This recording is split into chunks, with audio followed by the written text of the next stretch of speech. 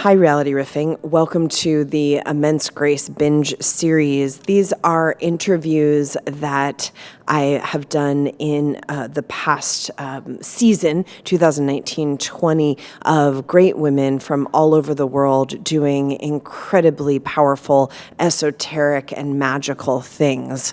So I'm very excited to share with you some of these profound conversations. I had a dream come true, which is that for years I've wanted to be able to interview the great poet and practitioner, Buddhist, Dharma poet, Jane Hirshfield.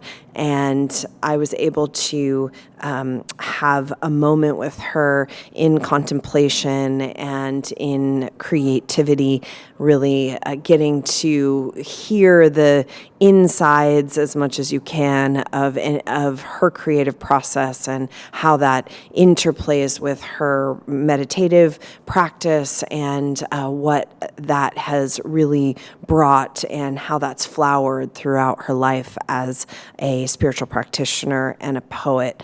I've adored her poetry all of my life, and there are these moments where we really get these fruitions of our wish fulfillment, and certainly sitting down with Jane Hirshfield was one for me. I hope you enjoy this incredible conversation, and she does a bunch of live readings of both old poems of hers and then from her new book as well. Hello, Immense Grace. I'm so excited to be having a conversation with one of my most favorite poets, Jane Hirshfield.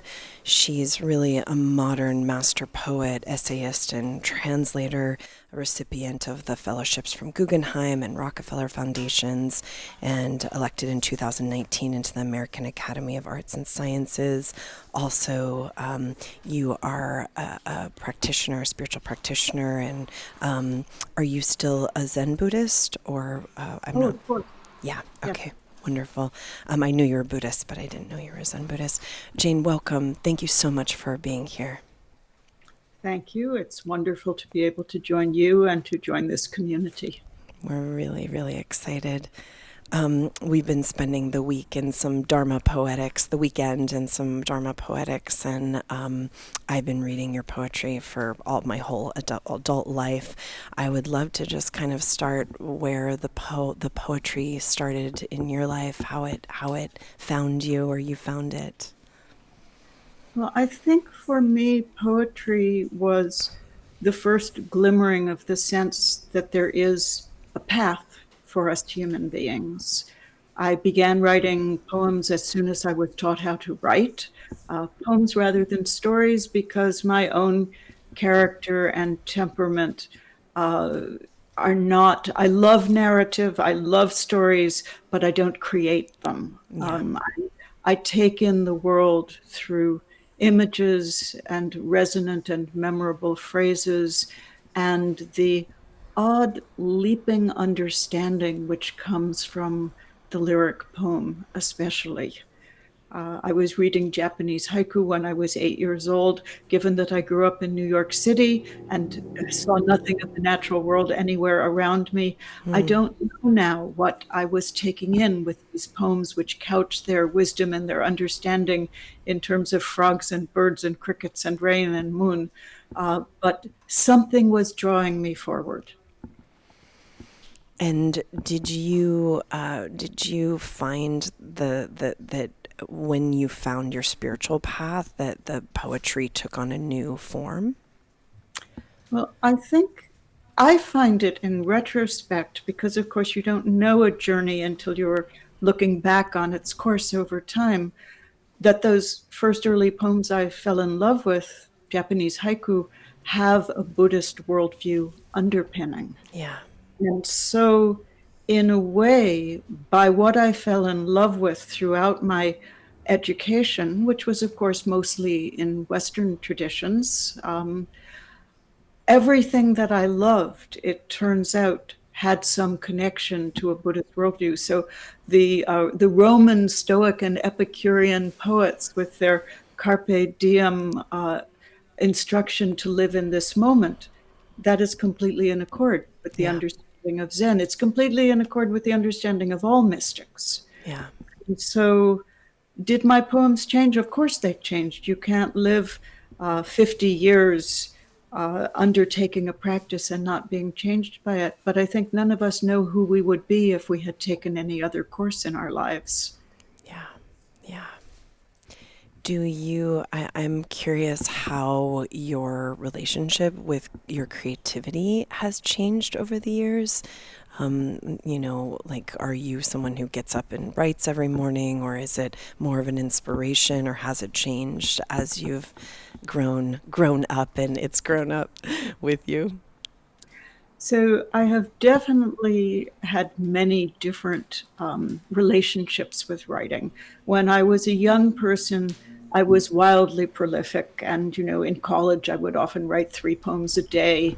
As a child, I wrote continuously, and in more recent years, that has changed for the most part to writing when there is something necessary for me to enter more deeply, when there is a question, when there is an event, when there is uh, some experience which cannot be taken in fully without being taken in through the path of poems. There are still times when I will write daily, but those tend to be set aside along the lines of I spent my 20s in formal Zen training. 3 of those years were in a monastery, Tassajara, the Soto Zen monastery in the wilderness inland from Big Sur. And that experience instilled in me almost a physical sense of what it means to have a limited period of time to do something intensively. And so, quite frequently in my adult life, as I have become less naturally prolific, I have also taken times which are akin to what in Zen is called a sesshin, an intensive period, when for a month I will clear my life of other distractions and only write poems, and then I return to writing daily. Interesting. I'm always very fascinated about how the creativity lives and how it, kind of moves through chronology. I think it's a very fascinating process. Um, I'm curious around your relationship to prose. I know you do write prose, and curious how that is for you compared to the poetics. It is entirely different. I write prose because I am asked to give talks and I'm Right. asked to teach. And I use the opportunity, especially of the longer essays that are in the 2 books, Nine Gates and 10 Windows. Those almost entirely began as requests to give a public talk for an hour. And perhaps in part because I have a terrible memory, if I want to give a good public talk with the same detail and intensity of thought that I want to bring to anything I'm thinking about, I write them. And if I had a better memory, I could perhaps think about them and then speak them, but I don't. And so I write them. And what I have found is it has become its own discipline for long attention paid to an interesting question, or at least a question interesting to me. And for me, that is as much a part of the essays as actually finding the sentences, finding the expressions, finding the examples, is finding the question.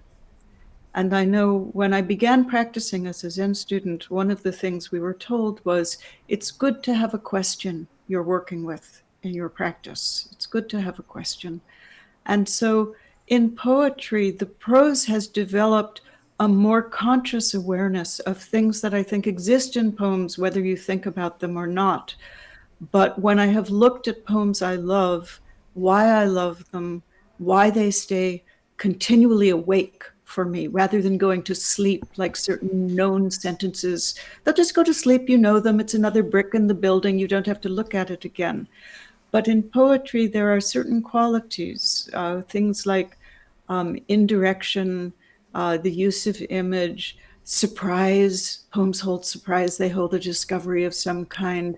Poems hold hidden things. There are things under the surface which are never said but are completely present. poems hold uncertainty. Not all poems hold uncertainty, but most of them will at least bow towards uncertainty a little. And what they're helping us do as human beings is hold unknowingness dear to our hearts and make us people able to be more comfortable with discomforts that without poetry you might not know how to work with. You might simply want to turn away. Poetry is a technology of turning towards, just as spiritual practice is a technology of turning towards, of entering, not escaping the full range of our human lives. Very eloquently said. Thank you for drawing that rainbow, that rainbow body. So curious, just in terms of a great poet, Jack Spicer, said that you have to be willing to basically kill your best line in a poem. What's your experience of editing and you kind of move? Does it all come out at once? Is it? I mean, how do they birth themselves? I'm sure it's very different each time, but It is different. Some poems, so my poems tend almost always, there are so many ways to do anything. There are so many forms of spiritual practice. There are so many relationships to the process of writing. There are so many relationships to revision. And, the beat poets who Jack Spicer was kind of in the next door neighborhood to, yeah. famously said, first thought, best thought. I am a great believer in revision. Not every poem gets changed a great deal. Some of them I might change a line break, I might change a comma, I might change a word. Others might go through 85 drafts in different verb tenses, in different grammatical voices. I might look at every adjective and replace most of them with something more interesting. And there is no predicting and there is no telling. If you looked at my poems, it's not that the denser and more complicated ones are necessarily the ones that were the most revised. Sometimes the simplest ones were the most revised. Yes. It isn't linear. Curious about what just the kind of process that you have in terms of the development of your spiritual practice, how that has I think in a lot of time, a lot of poetry or art is created out of confusion or out of kind of a state of non-meditation or less meditation, we'll call it, or less meditative state. Obviously you're a meditator, you're a practitioner. How has that kind of opened either spaces of emptiness where there is nothing, or where the poem kind of enters that space? How's that been for you over these years? Well, for me, there are different kinds of poets, and I think my own poems are navigations of those confusions. They are the actual attempt to meet and transform rather than expressions of ecstatic union. So I have a long history of working with other people's poems as well as my own. I've translated, I've co-translated, I've been an anthologist. And, one of the early developmental projects of my life, both my practice life and my writing life, was in 1994. I did an anthology called Women in Praise of the Sacred. And that collected women's poems speaking into the area of, and even the sacred. There's no word. I wished I could have said this without putting a label on it. Spiritual, sacred, all words fail. Yeah. This expression of the large, this understanding of the large. But I went and found, I was surprised it hadn't been done 10 years before in the first great wave of women's collected writing anthologies. When I looked at them, the work in those books tended to be either proto-feminist or political in some way, or love poems, and there were almost none that spoke to women's spiritual experience. And so, realizing that the book was needed, I simply set out to do it and found, the earliest poem in the world that we know the author of, Enheduanna, a Sumerian priestess, 4,300 years ago, a woman's poem. And I gathered the poems. They go through the poems from the early women nuns who lived in the forest community with the Buddha. They go through certain poets not known for their spiritual practice have spiritual poems. So Sappho, the great ancient Greek poet, is in there. But all through the medieval poets from India, from Kashmir, from South India, from China, from Japan, from Germany, from Russia. And what I found was some of them are doing extraordinary expressions of realization.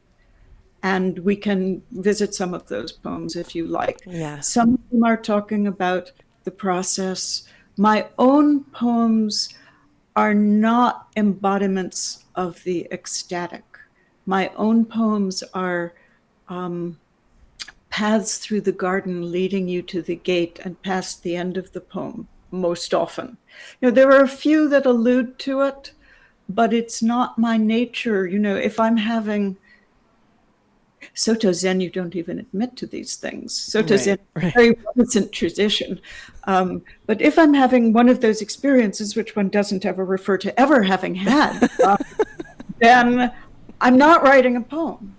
And the poems are ways to move from confusion towards clarity in my case. And a very few of them will make reference to those experiences which inform every poem I have ever written. Poems are, I think, in themselves, just like spiritual practices. Poems embody qualities that you cannot experience without coming to a deepened understanding. Every good poem recognizes the interdependence and interconnection of all beings. Every good poem takes the self's fixities and throws open the windows. You can't understand a poem without throwing open the windows of your life. And so, the practice of, I'm a slightly optimistic person, I suppose. I think if you pay attention to anything with full awareness, it will become a path towards compassion, towards realization, towards allowing the radiance to be present even amidst the deepest grief. That's what poetry teaches us. It teaches us that there is no poem of grief, of fear, of confusion, that if it is a good poem, doesn't also have the tiniest window into the light, into the radiance. And there are almost no poems of radiance that do not bow towards the existence of grief and darkness and confusion. That's what makes them good poems, is they aren't single-minded. Yes, yes.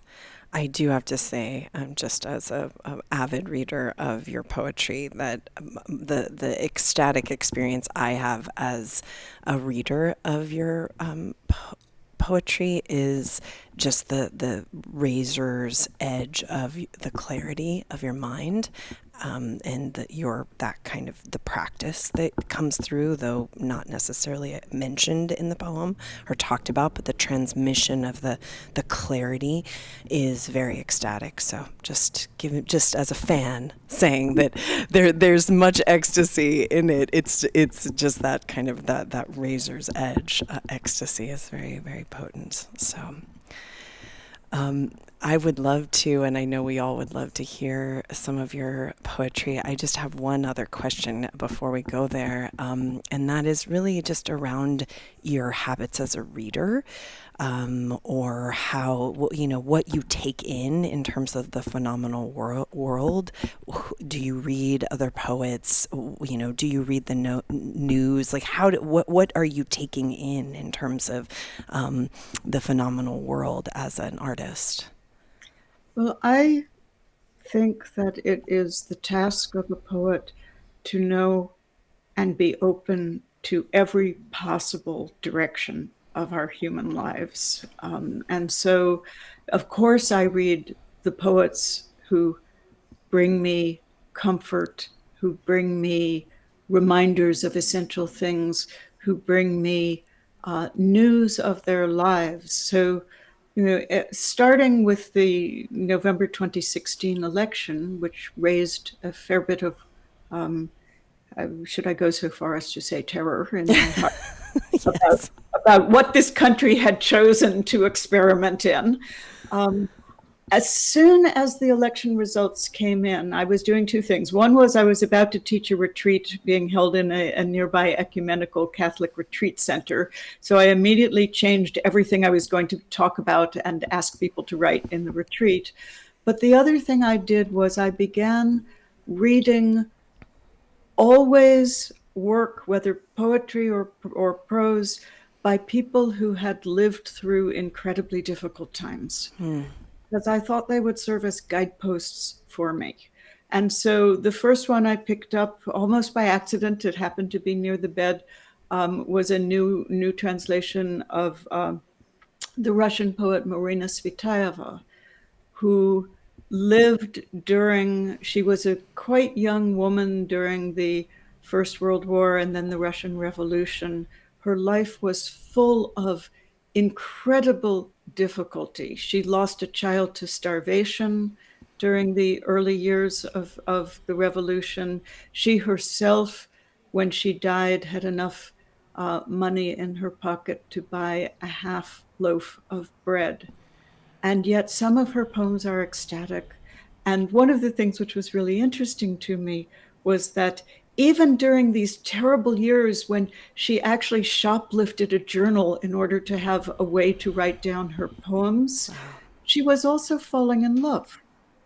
And I thought that was a very interesting reminder that in the direst times, all of life continues.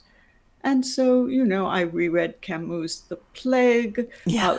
before people started rereading it because of the COVID-19 epidemic. Right. I just wanted to read works that witnessed survival in difficult times. And the fact that people were writing at all, the fact that if you can make a poem, if you can write a story or a novel, you are still awake and alive to the freedom of possibility and the evidence of people leading lives in the hardest conceivable circumstances at the greatest possible risk and still making poems, still making stories.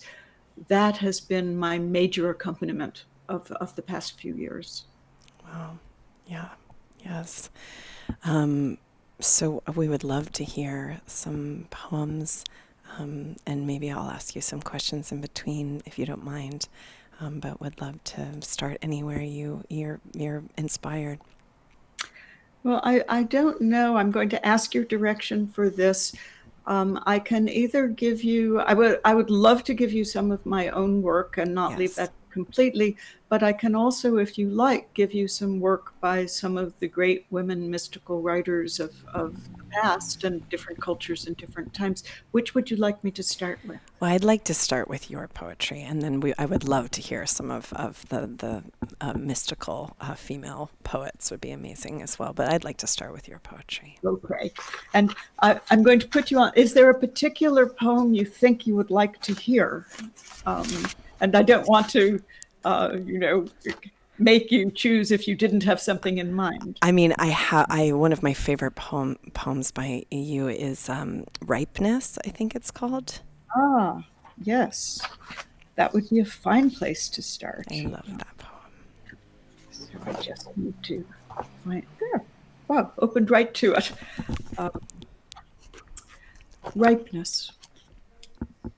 Ripeness is what falls away with ease. Not only the heavy apple, the pear, but also the dried brown strands of autumn iris from their core.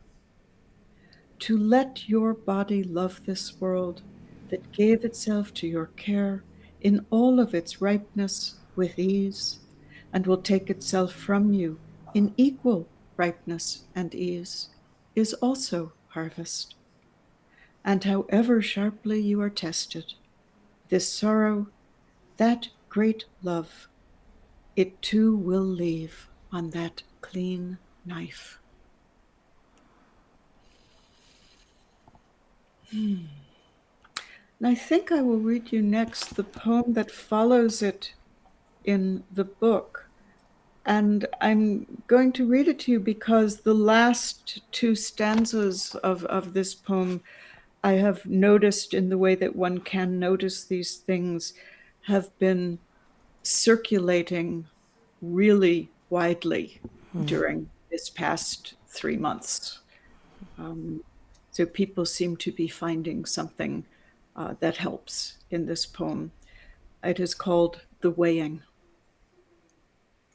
The heart's reasons seen clearly. Even the hardest will carry its whip marks and sadness and must be forgiven. As the drought-starved eland forgives the drought-starved lion who finally takes her, enters willingly then the life she cannot refuse, and is lion, is fed, and does not remember the other. So few grains of happiness measured against all the dark, and still the scales balance. The world asks of us only the strength we have, and we give it. Then it asks more, and we give it.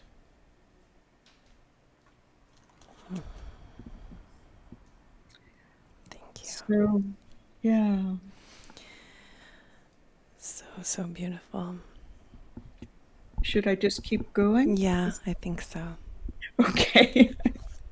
So those poems are from a book called The October Palace. It was a quite early book. It came out in 1994, I think. And I'll just move forward a little in time and give you this poem from the next book, The Lives of the Heart.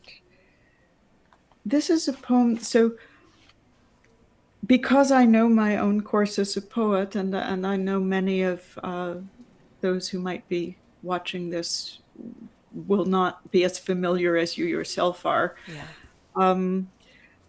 My most recent book, Ledger, is a book very much concentrating on uh, the crisis of the biosphere, of climate change, of environmental vanishings, also the crisis of our the crisis of justice and of how we human beings choose to live together. It has many poems of the interior and individual life in it as well, but the center of gravity of that poem is about our life with the wider beyond human planet and our current failure of caretaking of our fellow beings. And so this is an early poem from much, decades earlier, in which I was acutely aware of the importance to me of leading my human life in a way that is calibrated by the presence of wild beings. 3 foxes by the edge of the field at twilight. One ran, her nose to the ground, a rusty shadow, neither hunting nor playing. One stood, sat, lay down, stood again. One never moved, except to turn her head a little as we walked. Finally, we drew too close, and they vanished. The woods took them back as if they had never been. I wish I had thought to put my face to the grass. But we kept walking, speaking as strangers do when becoming friends. There is more and more I tell no one, strangers nor loves. This slips into the heart without hurry, as if it had never been. And yet, among the trees, something has changed. Something looks back from the trees and knows me for who I am. There were many years when I did not ever see a fox without it leading to a poem.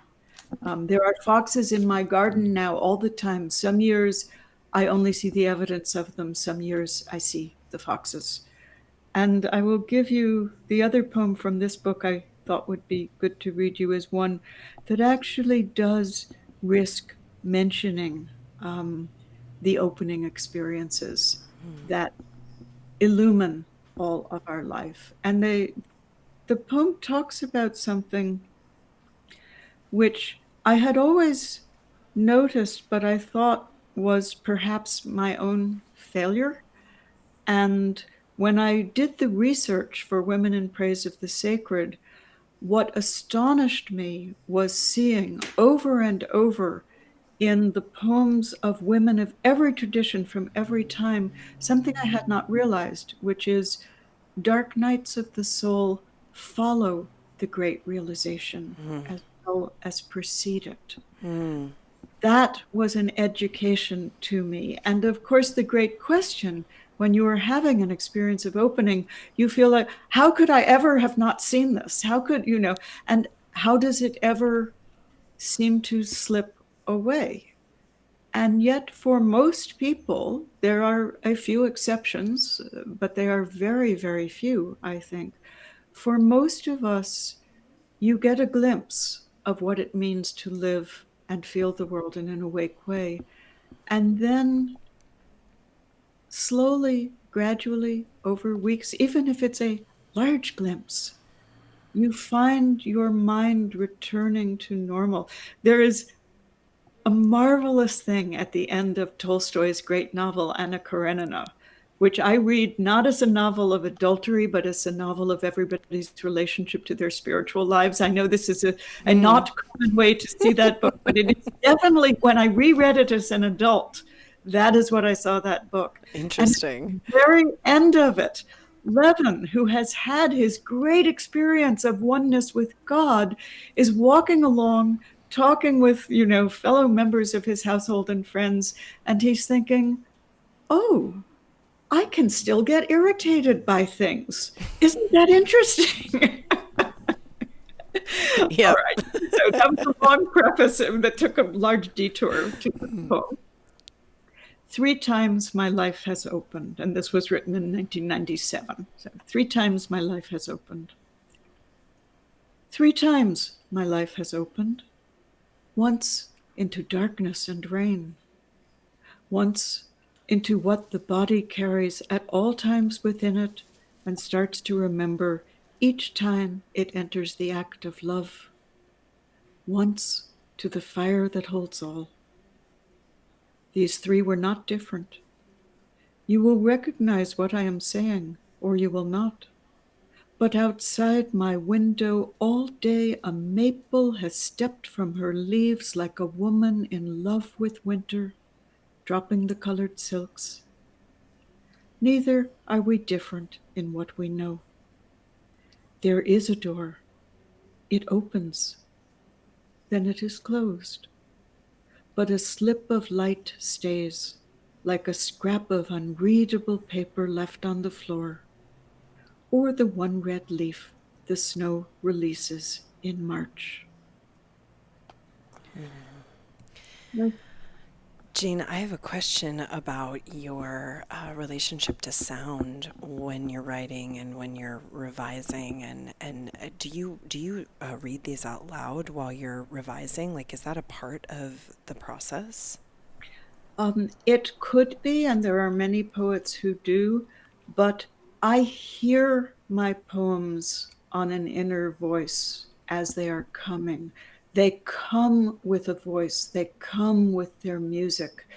And there are times when my own voice as a human being is an insufficient actor to actually say what I hear.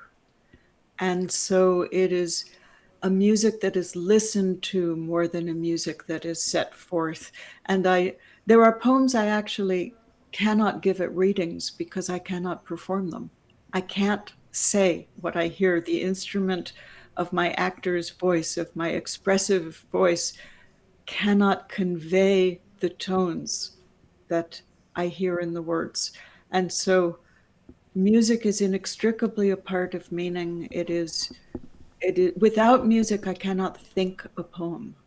That is how I know that my thoughts have changed into the thoughts of poetry, is the relationship to rhythm, to tone, to sound calling to sound. Even in a free verse poem that doesn't rhyme, the sound is the guiding pole star of whatever meaning arrives inside of it. And do you feel there to be a connection between that and, forgive my ignorance on this, but you do chant in Soto Zen, yes? Yes, we do chant. And here's an odd personal story, again, a bit of a detour. When I first arrived at Zen Center and discovered that we chanted, which I had not known, and back then it was much more in Japanese. A lot of the morning service chants have been translated into English at this point. A few of them called Dharani, which are untranslatable because the syllables themselves are sacred. We still do. And sometimes we'll do it, sometimes in Japanese, sometimes in the Japanese transliteration of Sanskrit, sometimes in English. It can go back and forth. But when I first arrived and I understood that if you stayed long enough, there would come a time when it would be your job, just as part of your development as a Zen student, to lead the services, to either be the person hitting the bells or hitting the wooden drum or the large drum. And somebody leads the chants who has to do some solo work, and especially one very complicated one that has a little more challenge to its musicality than the rest of the full moon ceremony. And I simply announced to the person who I was talking with, "Oh, I'll have to leave before then. I can't possibly. I'm a little. I can't sing. I can't hold a tune. I can't recognize keys. I adore music, but I'm not a good musician." And I said, "Well, no, I won't be able to." And of course, by the time the third year of my monastic practice was the year I was put in that position, and by then I was not willing to sacrifice the chance to be doing this practice to my own stage fright. And for the first 3 months that I led the chants, everybody thought I had a voice like, I don't know if you might be too young to know what Mimi Farina's voice sounded like, but it has a tremor in it when Right, she, right. that's her voice. There's a trembling quality. For the first 3 months, I shook and trembled as I led the chants. And then for the second 3 months of holding this position, I eventually stopped trembling and my voice grew steadier. And this was a tremendous life lesson for me, because what it taught me was if you do anything enough times and don't die, you will eventually stop being terrified of it. Yeah. And that supported me when the time came to begin giving poetry readings in public. I shook for the first year or two. And then eventually I stopped shaking. And I knew, okay, I just have to do this enough times and not die. And eventually I will be less terrified. The young people today impress me so much because none of them seems to be terrified of expressing themselves in public. It's a different age. Yeah. Everybody's very comfortable, taping themselves doing TikToks and Yes. something else. And I was not like that. I was really afraid of speaking in public. And practice, as it helps with everything else, helped with that. Well, I actually just recently was talking about really just the kind of concept Foucault's panopticon in the current situation, which is you're being spied on by, the government. You're willingly, a part of that system through social media and the spyware and the facial recognition and all of these kinds of things. And how is that changing the human brain? I'm very curious about this stuff. Yeah, yeah. And Yeah, one hopes that it raises courage, yeah, yeah, that the willing and courage is a very large part for someone like me. People are born differently, just as puppies are born differently. Some are brave, some are timid. um, because I was born into the world with a rather timid and shy and reticent and private and introspective nature. um, for me, a great deal of I think fate asks you to do whatever it is you're not able to do. That's part of becoming a more rounded person. And so the extrovert might have to learn through self-isolation during a time of pandemic yeah, how to be more comfortable being alone. I had to learn how to be more fearless being seen. I yeah. did not want to be seen. And a lot of the development of my life has been um, accompanied by, because there was no other way to do what I wanted to do except to become a person willing to be seen, to allow poems that as a child I hid under the mattress. I wasn't, proclaiming them to all of my friends and family. I was hiding them. Right. It was a private space of crafting a self, and to be fearless first alone, and then gradually to become more fearless uh, with others. Yes. And I think, I mean, if anything, spiritual practice where all spiritual practice meets, or just the practice of being human, is really that space of practicing fearlessness. Not that it actually is fearless in the moment, but that you're practicing it. And that you're willing to be afraid and still be. This for me, one of the great teachings of the meditation cushion is that you can feel anything when you are on the cushion. Any thought, any emotion can pour through you. And because you are on the meditation cushion, you will do no harm to self or other. Your job is to stay on the cushion with that feeling. And that gives you a tremendous freedom to not be afraid of parts of yourself, because you know that whatever comes through you can be held and can be eventually turned, but you will do no damage. And that, I think, is a great liberation in our lives. Some people have to work with that much more than others. I didn't tend to rehearse my past when I was on the meditation cushion. That's not, I think it goes with not being a storyteller. I wasn't telling myself stories of my past life.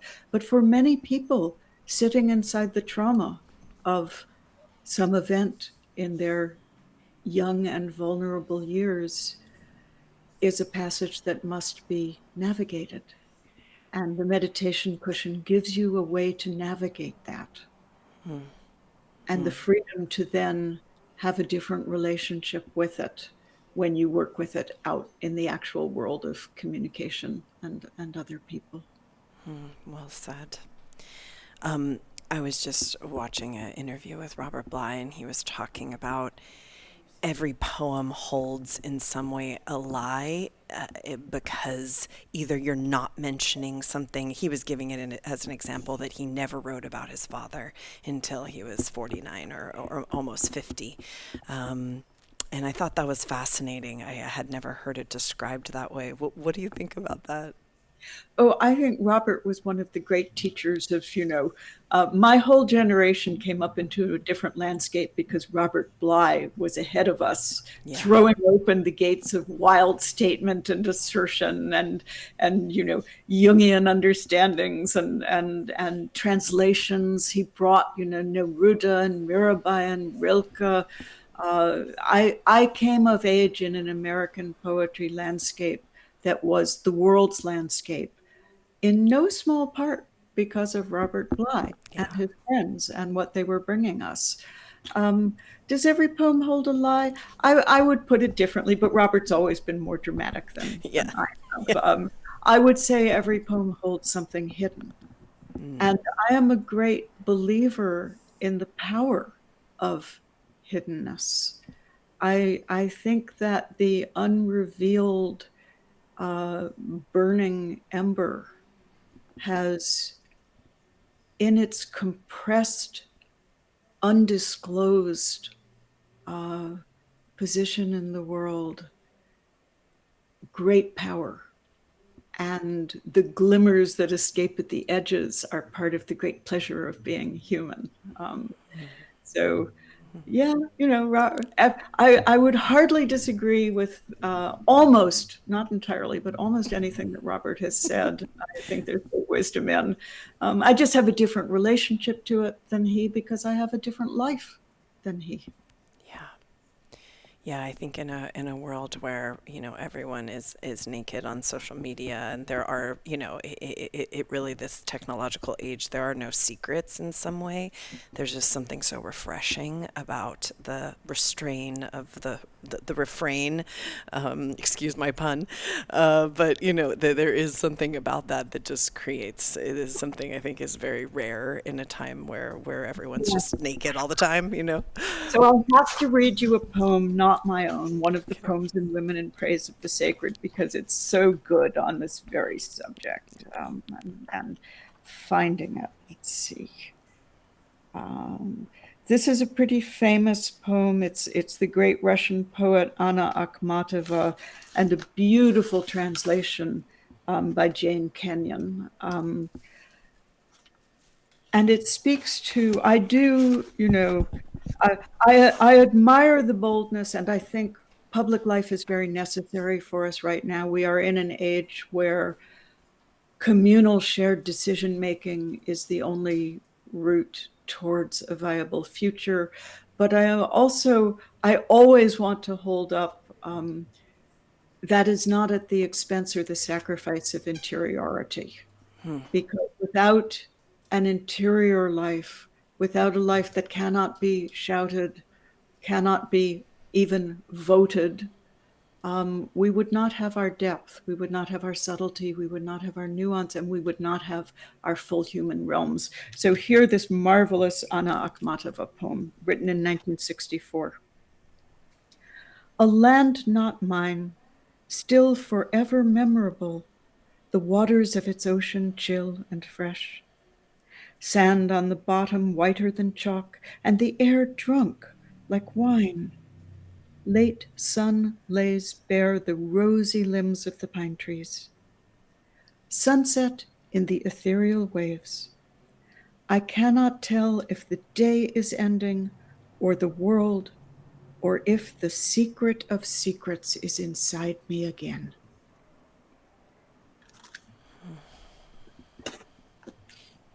Now, Robert would have had that poem memorized.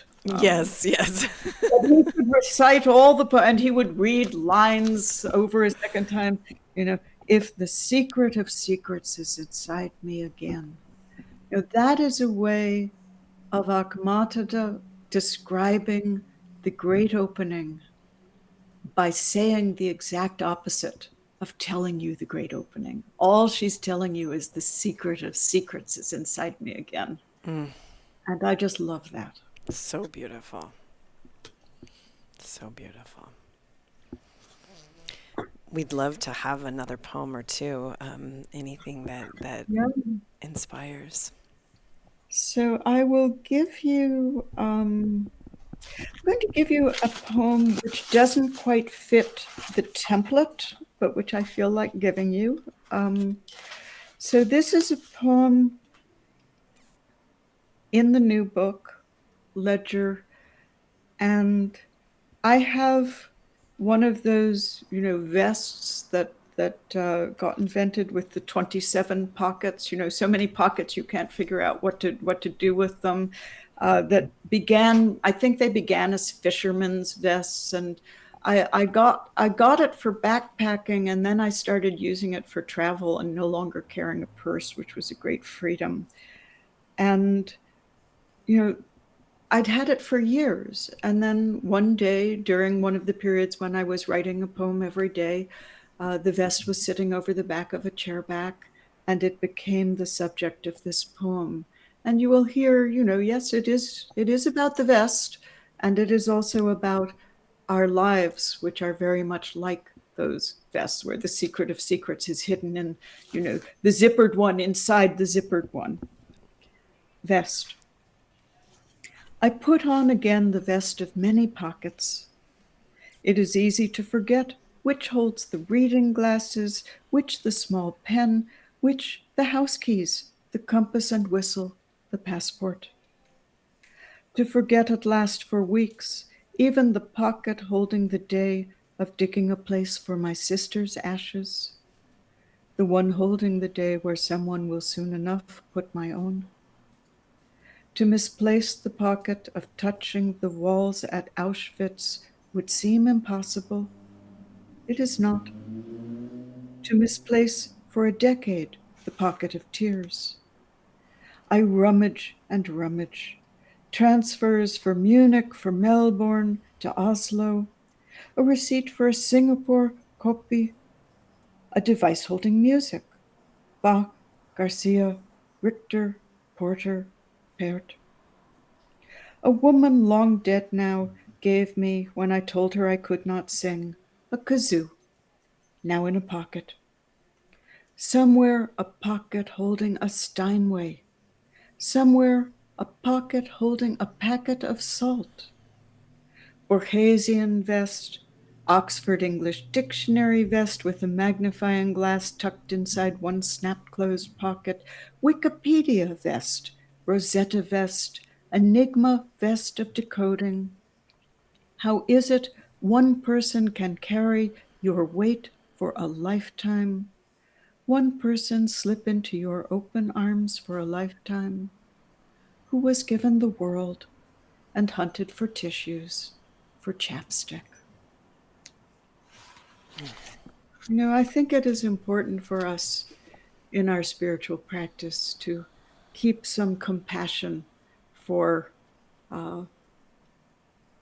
our frailties, our need for chapstick and tissues, and our knowing also that the pocket for tears will be with us, whether we find it or not. The pocket of having seen Auschwitz is always with us. These things infuse our being. We carry our whole lives with us all the time. And I think it is the job of poetry, especially, to hold that wholeness of human life with a great tenderness for our failings as well as our achievements. That's how poetry raises compassion. Is a good poem will never be judgmental. It can't be. It can't be a good poem if it is censorious of human beings. And a lot of my practice with so many things that I disagree with or fail to understand or am horrified by, a lot of my own practice as a human being has to do with finding compassion, even for that, for us all. Yeah. I think that it's one of the things that it's going to save us. Let's just say it is the thing that's going to save us. To say it simply, in terms of the human civilization on planet Earth, I know she will be okay. Yeah. Yeah. There's a poem I'm not going to read you in Ledger that's called A Spell Against Hatred. And, I think that is That is our task, is to find a way to come to different agreements with one another without allowing the disagreement to turn into hatred or anger or all the things which separate us. But I know we're reaching the end, and I want to give Yeah. you one more poem. I don't know if there'll be time for something else after that, but I wanted to read you this poem. So I'm sitting in the house I've lived in since 1984, and outside that window, there are three redwood trees, which were probably, I don't know, 60 years old when I moved in. And the thing about redwood trees, of course, is they just keep getting bigger, and they have over these decades. Um, and again, a bit like the Three Foxes poem, this is a poem about my sense of the world beyond my own self, beyond my own life, and my relationship to it. So the poem is called Tree. It is foolish to let a young redwood grow next to a house. Even in this one lifetime, you will have to choose. That great calm being, this clutter of soup pots and books. Already the first branch tips brush at the window. Softly, calmly, immensity taps at your life. I will never take that tree down. Here before me, I tip prune the branches so they don't break the windows. But that I live in a place where immensity is actually in a big storm tapping at my windows, I would not want any other life. Yeah. Yeah. Are you currently writing, Jane? Are you writing during this COVID time, or how has this been for you? Well, I wrote a poem the very first day that California went on to shelter in place. It was profoundly silent the first morning. All the traffic was gone, all the airplanes were gone. And that morning, I wrote a poem. And then, because the book Ledger came out on March 10th, which was the very day that the world changed in the United States, um, I have continued to have, I have written, written exchanges to be published with other poets. I have written interviews. I've been having a very public life. And so I wrote one other poem because I was asked to for a specific reason, and I could. I can't always at all. I usually can't take commissions. And this particular interview today is the last of 7 interviews in 8 days and the last public event on my calendar. And I am deeply hoping to preserve the next period as a silent period, as a period of the interior. I have been speaking publicly. I have put things forward into the news of this moment. And now I hope to return to being a an undistracted person. What I imagined March and April were going to be, they were, Right. but maybe July and August can be that. And I think the only interruption will be I'm hoping to take a backpacking trip because I love to be alone, out with the stars and the streams and the world.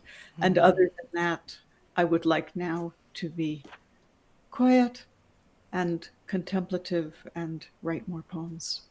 Wow. Well, thank you so much for spending this time with us, and that we get to be the last of this very incredible time. I can't wait to read more from this new book, Ledger, and I hope that your writer's retreat, your interior time, is really fruitful and beautiful. Well, thank you very much. And thank you so much for the work you are doing Thank you. in your own life and in helping so many people find this extraordinary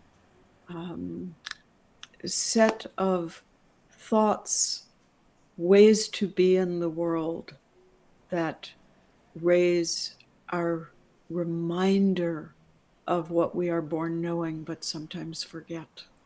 I'm very grateful to you for your work. Thank you. Thank you so much, Jane. And I hope to speak to you again sometime. Thank you. Thank you. Thank you so much for listening to another episode of Reality Riffing. These are conversations that I think are important with people who are doing great things in the world about subject matters that need to be discussed. If you enjoyed the content, the conversation, please feel free to share with your people, share with your friends and family, rate the podcast below, and also subscribe.